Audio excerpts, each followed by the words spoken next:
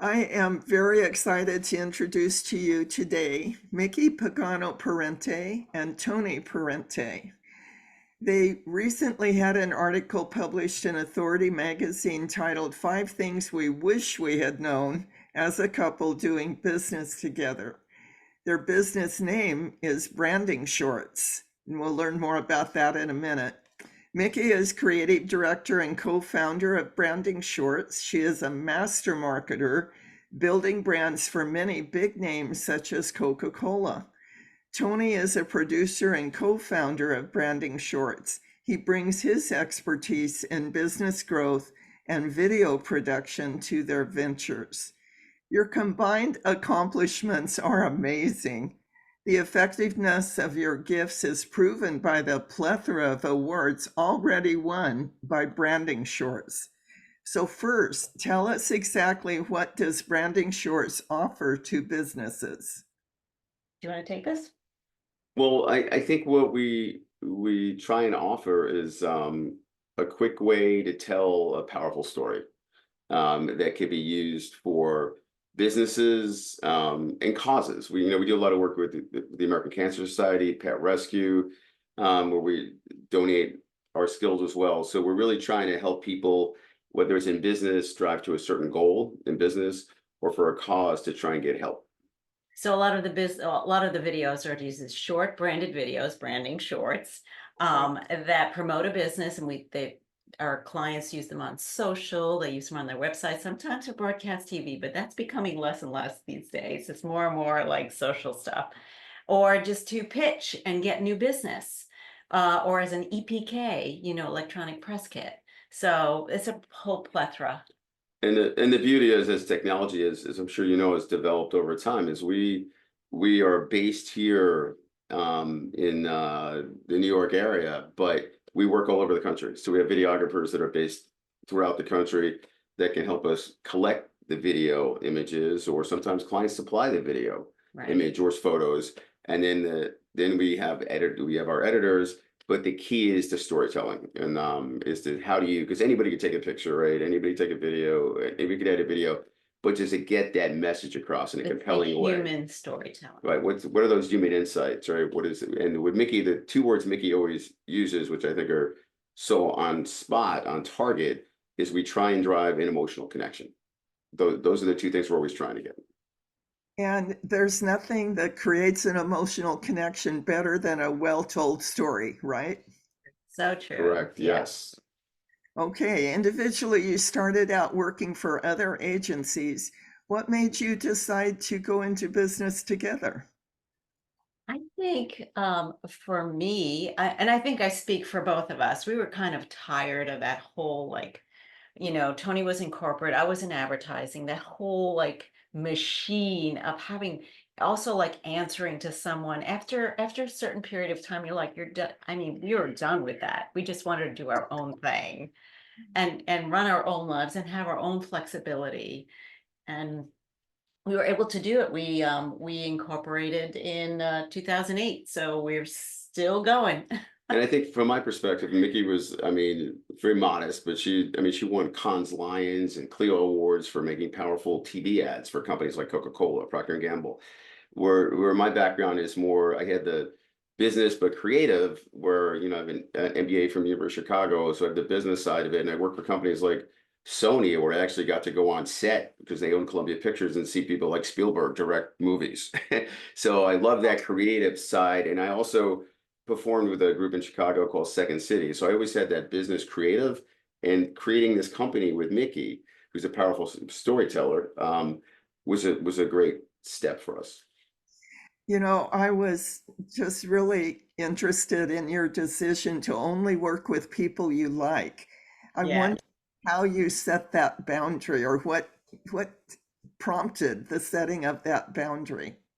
we fire clients we don't like. So, Yeah. so, Well, so you know, in the it's, corporate world or the advertising world, you are forced to work with people who are so hard. Sometimes you're yeah. forced with clients who are really but you have no choice. We have a choice, you know, and we want to set the rules. And if they don't play nice, we don't want to play with them. Well, So, yeah, I think when we started, I can't say that's when we started, it was a business, right? So it was like you can't pick and choose everybody right. you work with. So I think we've been lucky enough to grow the business over time, and we've seen the good, the bad, and the ugly of corporate worlds, the corporate world, and so and we learned a ton from there, but we saw some things we didn't like as much, and so we just wanted to take a look, and when we look at clients, we talk to clients and we see if there's a connection.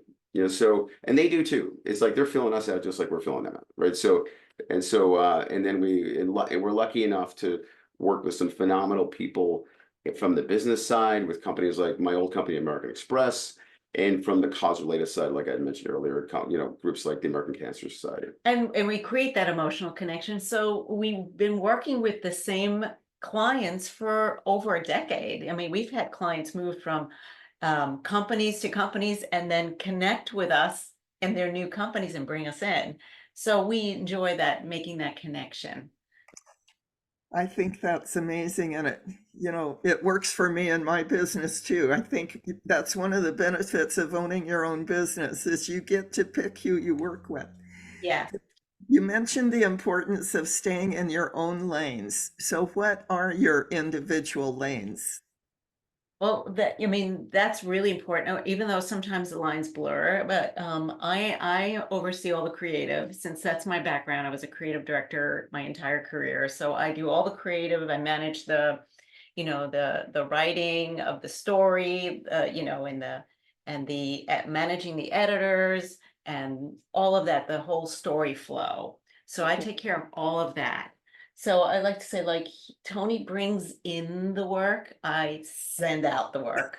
Okay, that's And I think the Yeah. the other part I think is important too is like how do we scope it out? How do we produce it? Right? Tony does all the How do we get the production. right resources to line up with what the needs are of the particular, every project is different, right? Yes. And how do we build relationships, right? I think And Tony's a master project manager. I mean, he's great at relationship building. That he does all the new business, he does all the client management, he's great at it. well, and again, I think we draw on our experience. Like Mickey has this phenomenal creative experience where she, award winning for across these major companies. And part of my background, I used to manage relationships for American Express. So one of my clients was McDonald's and the MTA. So, so you're managing these big companies and many different people, many different personalities. It's very helpful to bring that experience into this company. connections are everything, aren't they? Oh, so No. right. I was interested that you say one of the myths that you disagree with is that arguments are bad. So why do you say that arguments are not bad? Well, arguments, I mean, I mean, we argue a lot, but we have to argue. We're together 24/7, but they push us to make better decisions. And we'll work it out. We'll dispute it out until we've got the decision that's perfect because we've cleared it all out. We've like talked it through. What Well, would you say? like you're in a corporation sometimes, right? You don't want to challenge your boss, right? You're worried about your boss is going to review you, this and that, right? So you may not say things but you may see a solution in a corporation like, well, that's the wrong way to do it. But sometimes you don't say things, right? But in our relationship, we know each other, right? So we push each other. We know we push each other probably more than we could if we were in a corporate environment working for other people. The key is like it's okay to argue, but it's how you argue, right? It's like that's the key, right? You don't make it personal. Sometimes you may cross that line a little bit, but you catch yourself, Sometimes. right? You catch yourself, right? You realize your relationship is more important than your business, right? So, I think you can push yourself. I think conflict can sometimes bring a stronger solution if you Yes. challenge each other. What you're describing sounds like brainstorming to me. Yes, a heated brainstorming. Heated brainstorming. Right, We just right, coined a new phrase here. right.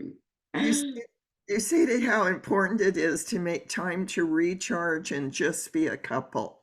How do you do that? How do you separate business from being a romantic couple, a married couple that needs time to just enjoy being together.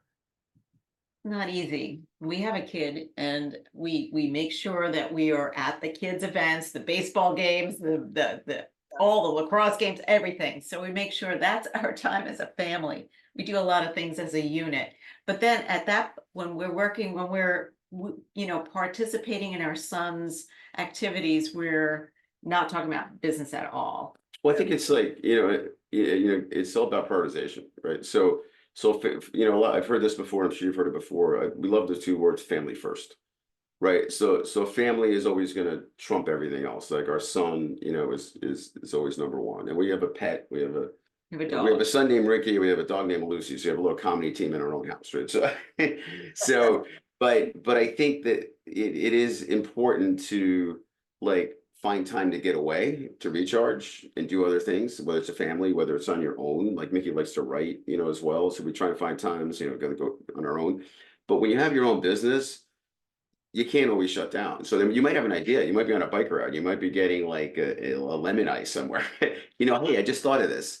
You're not going to shut it down. I mean, so you're always your brain is still going, and you may talk about something, but you will try and prioritize. So when it's with your family, with your kid, etc. So I'm sorry, my cat is walking through here making you know noise. what? It's so That's funny. okay. We have a dog in the back It's there. so funny. I just talked about dog, and your cat must have heard us. So, Yeah.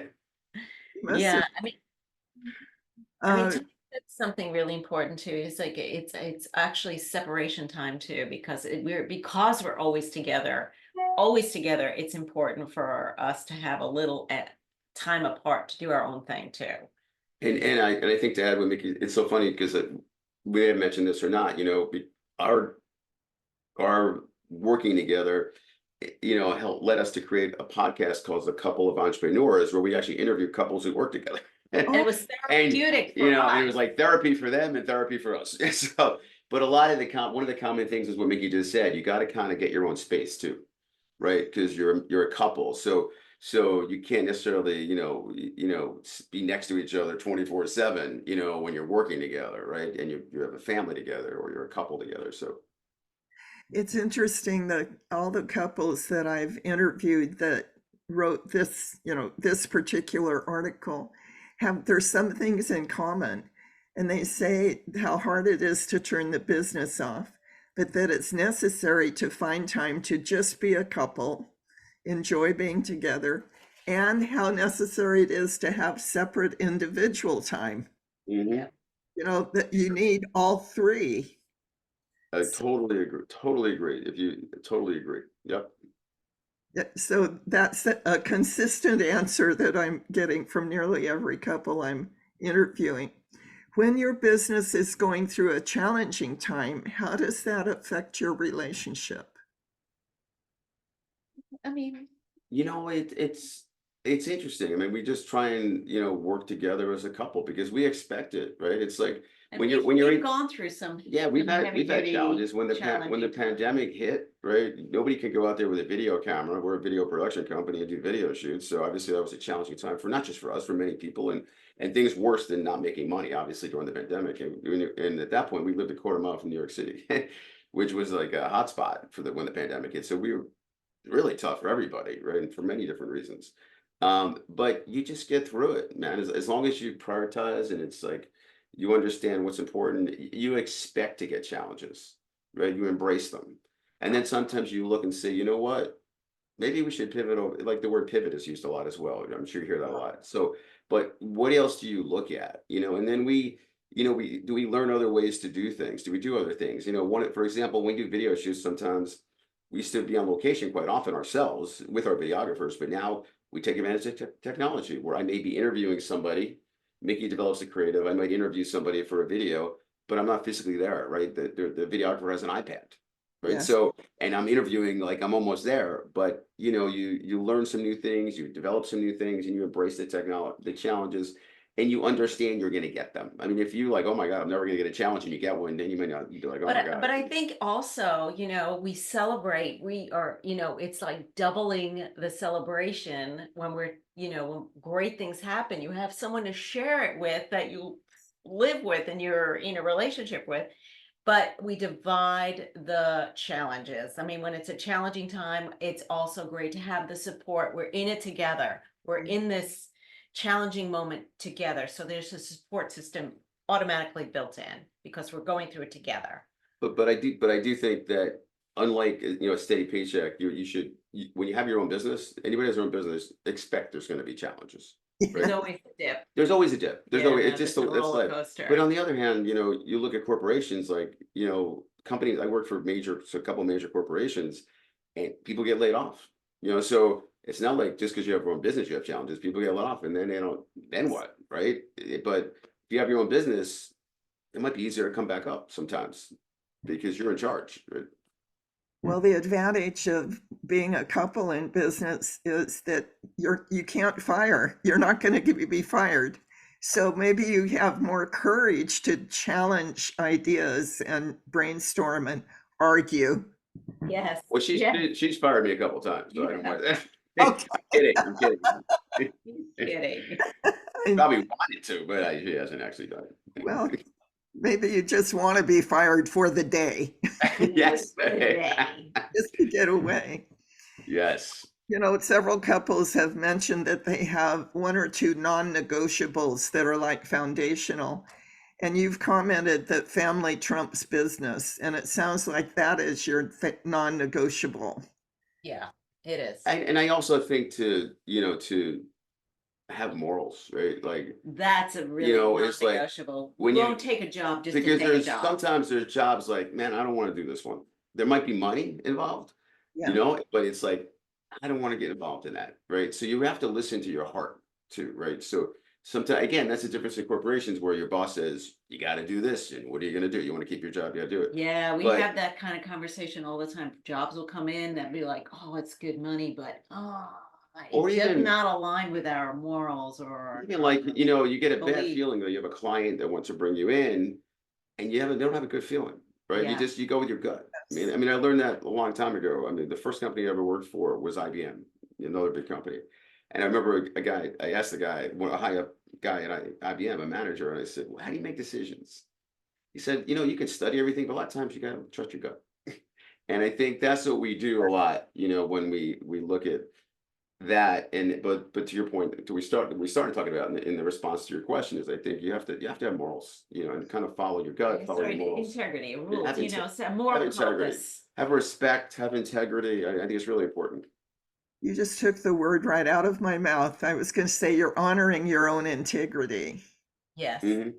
which you couldn't always do when you've got somebody else that's the boss. Exactly. Yes. I think you just answered my next question. My next question was, how do you determine ahead of time the jobs you'll pass on? And, at least one of the criteria is that they have, if they aren't a job that you're comfortable with in your own skin. But what you mentioned the word unprofitable. How do you know ahead of time if a job will be unprofitable? Yes, Well- well, we've been doing this for quite a time. Yeah. We can see it coming. We're like, oh no, this Well, is gonna be one of them. It's the upfront demands, right? So it's when you first meet and you discuss a possible opportunity with a client. It may not sound great, but they're like, well, I want to do this, this, this, and this. I need this by this, and this, and I need 10 people to review it, this, and this.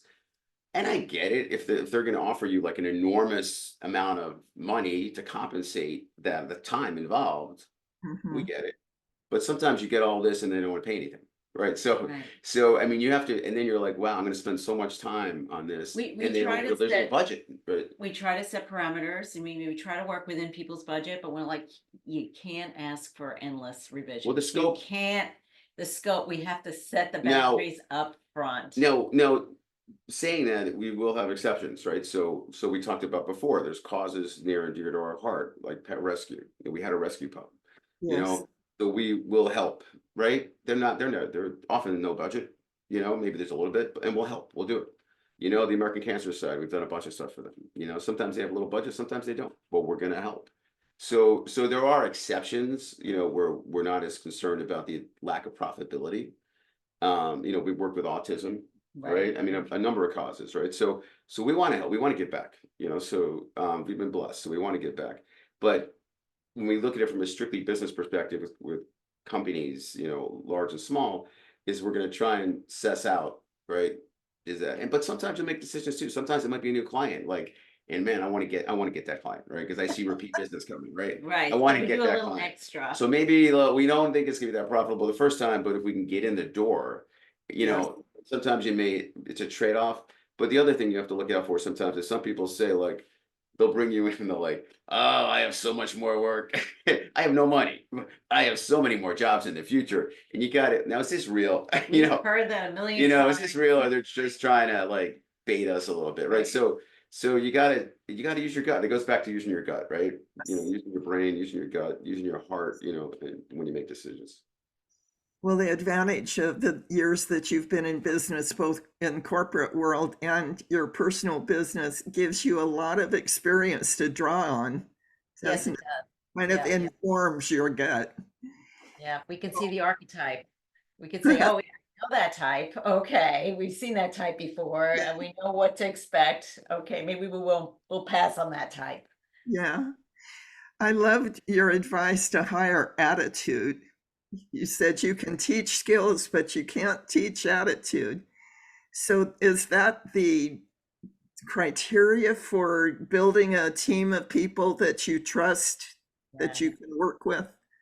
Yes, we have a core team that we love and we've worked with one of them for like over 10 years and we've built relationships and we really believe in respecting their Mhm. opinion, respecting their time, respecting them. So we lead with integrity, But yeah, and so I so think to speak. yeah, and I think there's two words we also look at too. We bring in people that work for us or work with. It's skill is one thing, obviously. They have to have skill, but it's will. Right? So it's skill and will. The Yeah, will kind of ties into the attitude, right? Are they willing to take are they willing to take that? Well, do they have respect? Is there integrity? And it's not that we haven't had situations where you hired somebody and it like, wow, this is great, and then it didn't turn out so great, right? And so Mhm. you have to have those tough conversations. So you'll give Mhm. people a It's chance, but tough. sometimes it is what it is, right? And you need to move on. So it's not, I'm not gonna, we're not perfect, right? So we'll make decisions sometimes. It looks great, but then something happens and it's not as great as we thought it was gonna be. So, but I think that's why I think attitude is skills important. And we don't want to say that's like you can have a great attitude, but they don't know how to do anything. It's not gonna help. You still need the skills, right.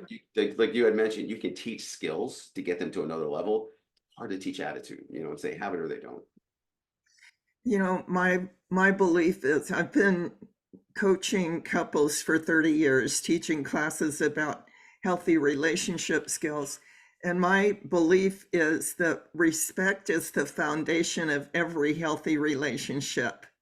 Without respect, the relationship will deteriorate. So I love that to hear that that's one of the things that you give your employees and that you expect in return. Mhm.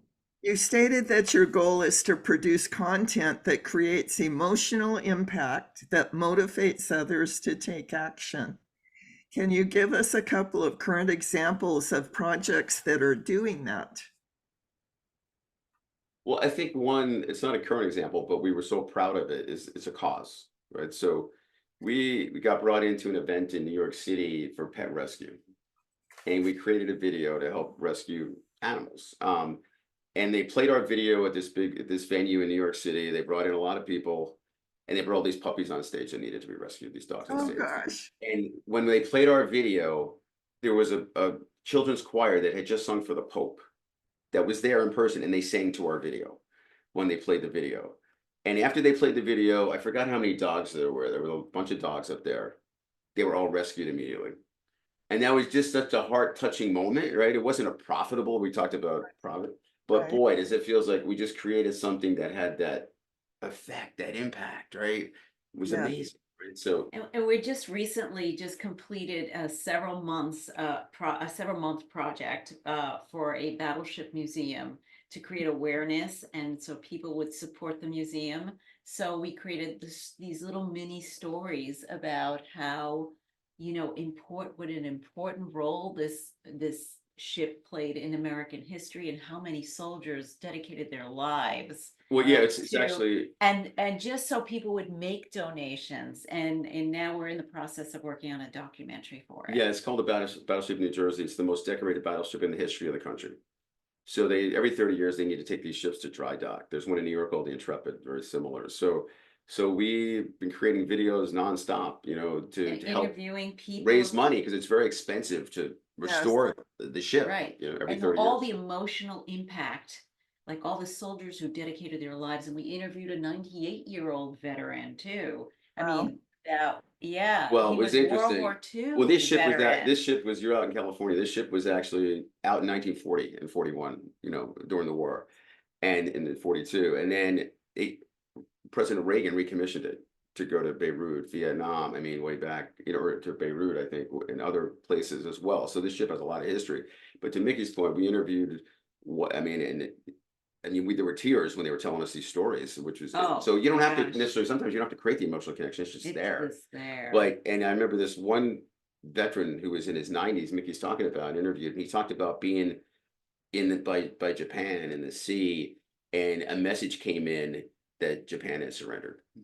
Oh, gosh. And they were about to attack Japan, right? And they were getting ready to attack Japan. So, like, right? Am I right, Mick? Mhm. And he had to relay the message and wake up the captain to say, it's over. The war is over. So you get these, like we talked about we started talking about storytelling, right? About what we do is tell stories.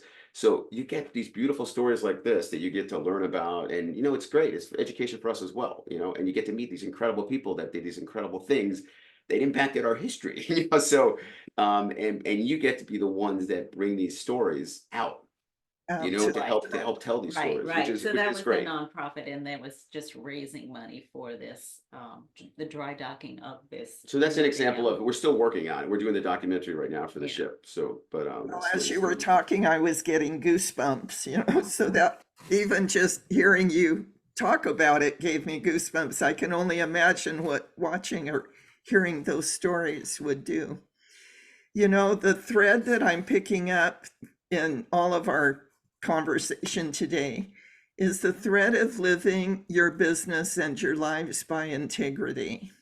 Mhm. Personal integrity, the priority of your family, and the willingness to contribute your skills to help nonprofit organizations like Pet Rescue, and the emotional commitment that you're making to helping this battleship museum be funded. I just really admire and appreciate you as human beings. You're creating a better world through your business and the way you're living your life.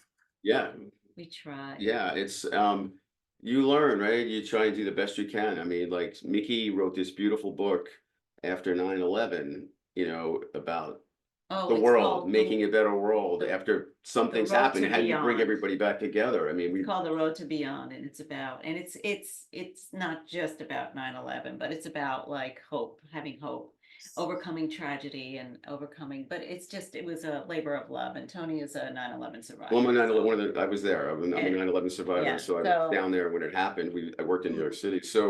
So you see these things happen in life, and it makes you think the way you just talked about. Like, how do you live the best life you can? How do you help people, the best you can? And yeah, and the do what older can you do. get, I mean, we just feel like the more we want our work to have meaning and not just sell a product. You just have deeper meaning. Well, you're creating a living legacy. Is that accurate? I mean, that's what I'm hearing. Yeah, we try. We're working on getting into more and more original content as well. Yeah, That tells stories that have impact. No, we have we've been lucky. We've had some documentaries to come out with that have been honored to be in film festivals, won Right. awards. So we're getting more. We're still doing our main business, but we're getting a little more into creative projects that are documentaries or Original projects, original storytelling. So, But in all the day-to-day stuff, we try to inject a little bit of that emotional, Mhm. activity, so people they get the feels for it, so it's not just like, oh, it's hard sell. So for those that are reading the article or watching this interview, you can learn more about this amazing couple and their work by reading the entire article published in Authority Magazine. You can also reach them by going to their website, brandingshorts.com, or contact them at info@brandingshorts.com. Thank you for spending this time with me this morning. It's been such a privilege to get to know you a little bit. And I wish you the very best with your family, your marriage, and your work. Thank you so much. Thank you. Thank you Thank you. so And much. thank We you are for so making- honored to be part of this. Yeah. Thank you so much. Thank you for making the time to do this. Yeah. You are amazing to You talk to are. as well. Thank We really you. appreciate it. Well, thank you. Thank you very much. I want to keep my eye open for your work. I think I really would enjoy seeing some of the examples that you've been talking about. Fun stuff. We'll send, Yeah. we'll send you some links. Yeah. It's a Oh, lot of good stuff great. that we get to do. That would be great. Thank you again. You guys have a great day. You too. Thank Thank you you so much. Nancy. Bye-bye.